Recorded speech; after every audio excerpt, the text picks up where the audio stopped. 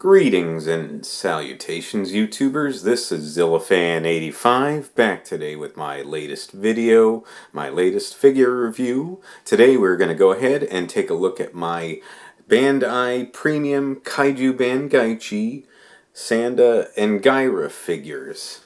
So again, these are Bandai Premium or Premium Bandai figures. I do know technically that isn't actually a line, but however, these figures are, are always kind of considered that. That's what they're usually referred to as. That's pretty much what I've been sticking with, calling them Premium Bandai Premium.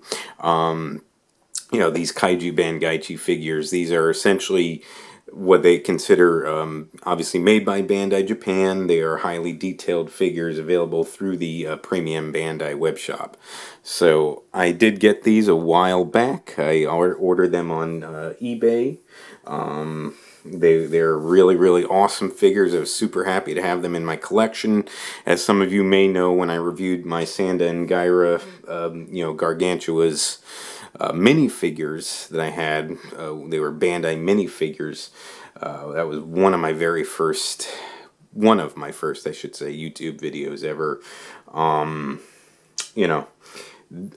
War of the Gargantuas as a film is my all-time favorite non-Godzilla Toho kaiju movie. So I just absolutely love it. I grew up watching it. Always really loved it. It always stuck with me, and I know it is a fan favorite for a lot of people as well. So certainly as a collector, was super happy to get these. I did like those minifigures that I had, but really getting something like this is just, you cannot top it, honestly, and at least in my opinion anyways. May not be the absolute best versions of these around. If you want that, I would say go for the X Plus versions of these. But these are really knockout. YMSF also did a couple variants of the Gargantua, Sanda and Gaira. However, when I was looking to collect, they were okay. I like YMSF for a lot of their stuff that they put out, but I thought for the Gargantuas, I thought these Premium Bandai figures were just so much better done, honestly. They just really, in my opinion, knocked it out of the park with these. So super happy to have them in my collection. We're going to go ahead and jump into the figure review. To start with, we're actually going to go ahead and start with the tags for these guys. So as you see, I've got right here Sanda, Brown Gargantua, Gaira, the Green Gargantua. Really cool looking tags. You can see them there with the information on them as well. I'm sure some legal jargon on the back, I should say, of each of the cards, as you guys can see there, as well as the Godzilla trademark copyright as well. Looks really cool. 2017, the year that these were released, I believe. And really nice looking tags. They showcase the figures pretty well.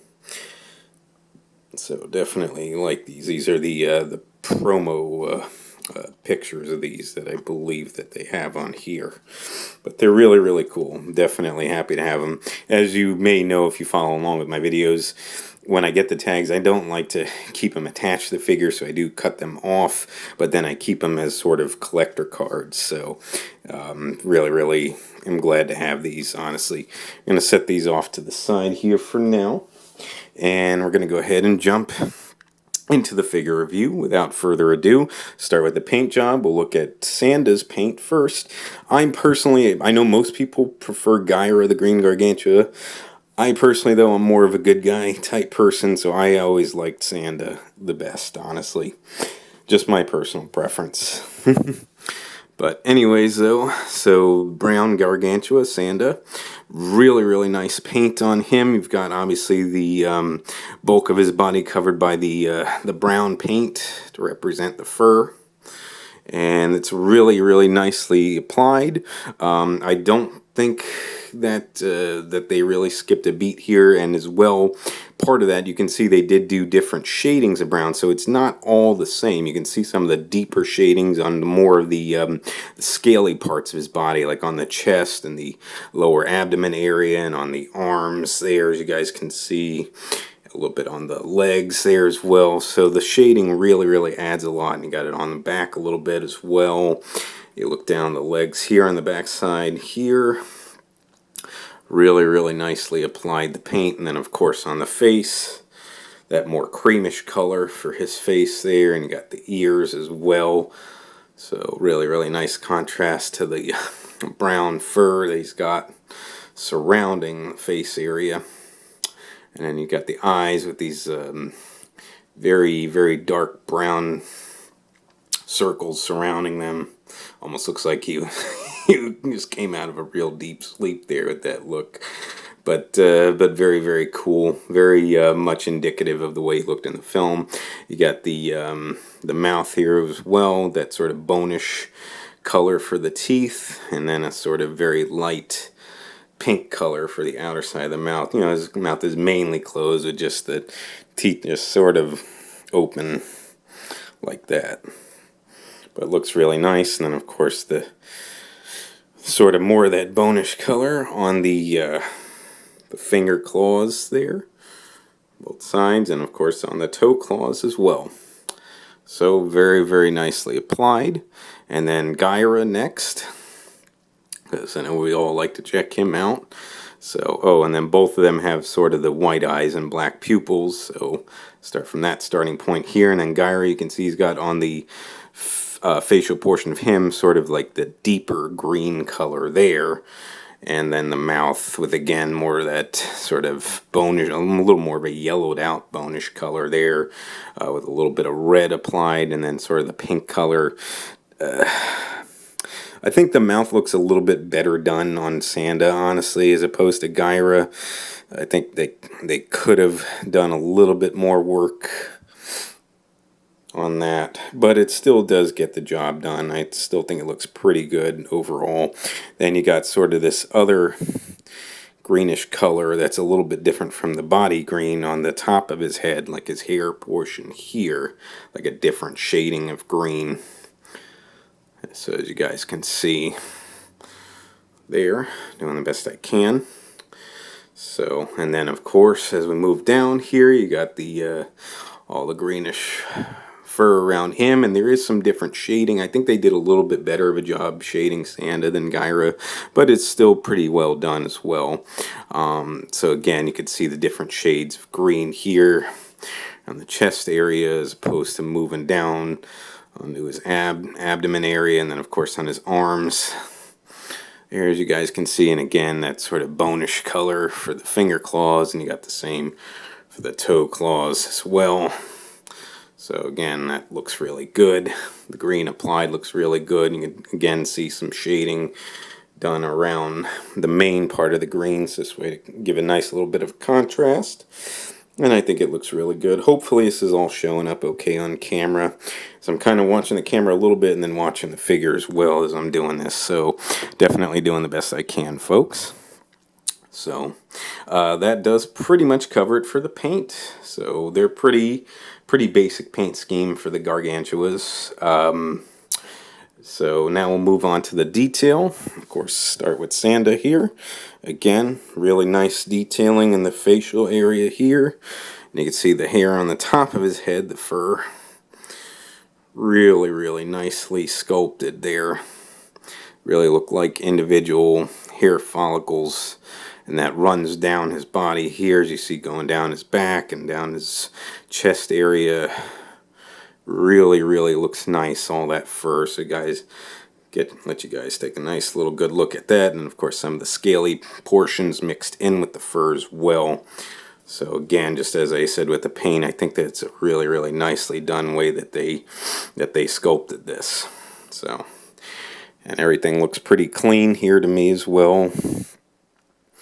So really nicely applied there. And of course you got the labeling on the underside of his feet there, if you guys can see that, the Bandai China. So trying to make sure it focuses a bit. I do apologize here, folks. Come on. Now, you can pretty much see it anyway. And then the other trade marking on the other foot. But yep, looks really nice. The claws on the feet and the hands have a bit of a nice little sharp feel to them, so Very, very nicely sculpted, and again, you know, I just think it's pretty well done overall. Now, the detailing with Gaira, pretty much the same.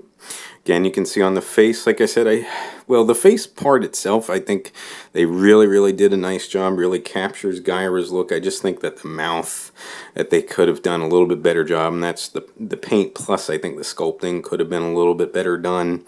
But, like I said, it still does get the job done. And otherwise, the face does look really good. Again, just as with Sanda's hair and on the top of his head, Gaira's is really nicely sculpted. Again, you can see all the individual hair follicles there.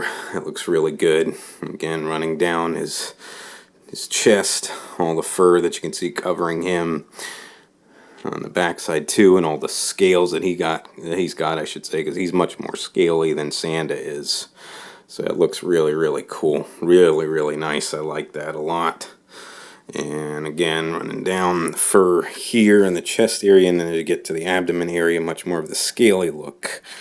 There, as you can see, really, really nicely sculpted. The scales all individually sculpted there.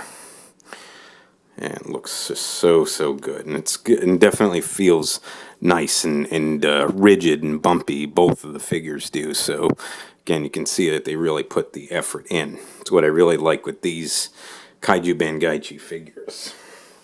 So these are not your run-of-the-mill Bandai figures. Even though Bandai Premium's not technically its own line, they are under limited release, and they are more, like I said, they are much better detailed than your standard, you know, run-of-the-mill Bandai figure. So again, you guys can see all the scaling and everything looks really good. And again, the claws on him, and they're definitely sharper than Sanda's, showing though Gaira much more fierce anyway. And again, then the claws on the feet as well. They all do have a bit of a nice sharp feel to them. So really, really love these figures. Okay, so that pretty much covers it for the paint and the detail. Otherwise, articulation, very, very basic on both of these. They do not have only a couple points, I should say, of articulation. So the arms on both, I'll just showcase both of them, but the arms rotate, and they can go all the way around, as you guys can see here. So, and that's about it. So, and then with both of them, especially, you got to kind of watch the way that you do place the arms, because they can, if you place them like too far in one direction or the other, they have a tendency to lean one way or the other and not stand up. So that's one thing to keep in mind. So trying to remember, hopefully that's okay there. If not, I can try and adjust the arms a bit to keep them balanced. Kind of the same thing with Gaira as well. And I did, if you guys may have seen previously, I did review the Bandai Premium Toho Frankenstein monster figure as well, obviously from Frankenstein Conquers the World, and that's sort of the same issue with the balancing as well. So you got to make sure you place his arms in a position that he can stand up. So, and then Gaira again, and actually, yeah. So yeah, it was just stiff. I don't think it wasn't a glue seal. It was just stiff. I haven't moved them in a while, but again,